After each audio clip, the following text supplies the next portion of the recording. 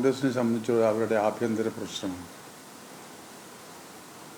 അതിൽ കയറി ഈ ഘടകകക്ഷികൾ എന്തുകൊണ്ടാണ് ഇടപെട്ടത്? ആവശ്യമില്ല. ലീഗ് അടക്കം ഉള്ളവരെ തന്നെ ഞാൻ പറയുന്നു. അവർക്ക് എന്നാ കാര്യം ഇത് പറയാൻ? നാളെ മുഖ്യമന്ത്രിയെ പ്രഖ്യാപിക്കുന്നതാണ് AICC കേന്ദ്രങ്ങൾ അറിയിക്കുന്നത്. 10 ദിവസം കഴിഞ്ഞ് വൈകി പോവുകയാണ്. പിന്നെ ഇന്ന് പ്രഖ്യാപിക്കുന്നു, നാളെ അറിയാം. സത്യത്തിൽ അതല്ല. സത്യത്തിൽ ഇവിടെ ആരെ കുഴപ്പമുണ്ടാക്കിയത്? മുഖ്യമന്ത്രി സ്ഥാനം കോൺഗ്രസിനുള്ളതാണെന്ന് നേരത്തെ തന്നെ ഒരു ധാരണയില്ലേ? അവിടെ ഒരാൾക്ക് പകരം 3 പേരായി. അത്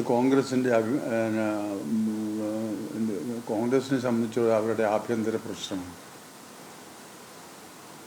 അതിൽ കയറി ഈ ഘടകകക്ഷികൾ എന്തുകൊണ്ടാണ് ഇടപെട്ടത്?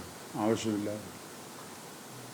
അവരുടെ ഇടപെടലാണ് ഇതിന് പ്രധാനമായും ഇത് മുഖ്യമന്ത്രി തീരുമാനിക്കാൻ ഉണ്ടായിട്ടുള്ള ഈ തടസ്സം. ലീഗ് അടക്കം ഉള്ളവരെ തന്നെ ഞാൻ പറയുന്നു. അവർക്ക് എന്നാ കാര്യം ഇത് പറയാൻ?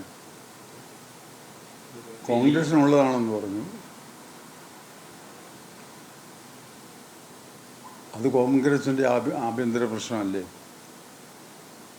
അതിൽ ഇന്നാര് വേണം എന്ന് പറയാൻ ഘടകകക്ഷികൾക്ക് ആര് വന്നാലും സ്വീകരിക്കണ്ടേ അതിനകത്ത്? അതല്ലേ ഒരു മര്യാദ? അതിൻ്റെ പേരല്ലേ ജനാധിപത്യം എന്ന് പറയുന്നത്. ഈ ഹൈക്കമാൻഡ് ലീഗ് അടക്കമുള്ള ഘടകകക്ഷികളോട് അഭിപ്രായം തേടി അത് സമ്മർദ്ദം ചെലുത്താൻ പാടില്ലായിരുന്നു. അതിനു മുമ്പ് തന്നെ ഇവിടെ സമ്മർദ്ദം ചെലുത്തി.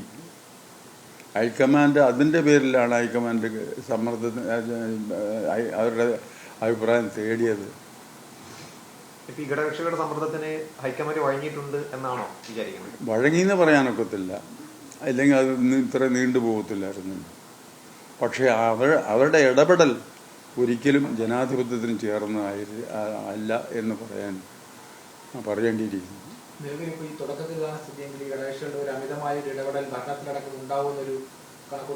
അത് തീർച്ചയായിട്ടും ചിലരുടെ ഉള്ളിൽ കണ്ടുകൊണ്ട് തന്നെ ഇത് കഴിഞ്ഞാൽ തങ്ങളുടെ അധീനതയിൽ ഇതെല്ലാം ആകണം എന്നാഗ്രഹിക്കുന്നവരൊക്കെ ഉണ്ട്.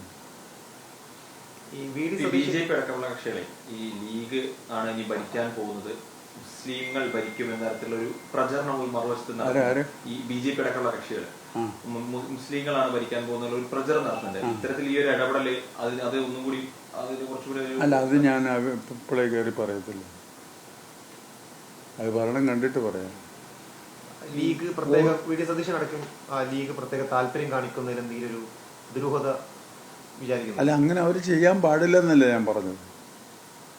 ഒരിക്കലും ചെയ്യാൻ പാടില്ലായിരുന്നു. ഈ ഘടകകക്ഷികൾ തീർച്ചയായിട്ടും കോൺഗ്രസിന് വേണ്ടി മാറ്റിവെച്ച ഈ സ്ഥാനത്ത് 3 പേര് വന്നതുകൊണ്ട് അതിലാരെയും പിന്താങ്ങാനോ എതിർക്കാനോ ചെയ്യാൻ പാടില്ലായിരുന്നു. കാരണം ഇവിടെ കോൺഗ്രസിൻ്റെ മുഖ്യമന്ത്രി എടുക്കുന്നത് സംവിധാനം എന്താണെന്നുള്ളത് എല്ലാവർക്കും അറിയാം. കേന്ദ്രമാണ് തീരുമാനിക്കുന്നതെന്നുള്ളത്. അപ്പോൾ ആ കേന്ദ്രത്തിൻ്റെ തീരുമാനം ഇപ്പോൾ വഴിമുട്ടി നിൽക്കുന്നത് ആ പ്രശ്നം കൊണ്ടാണ്.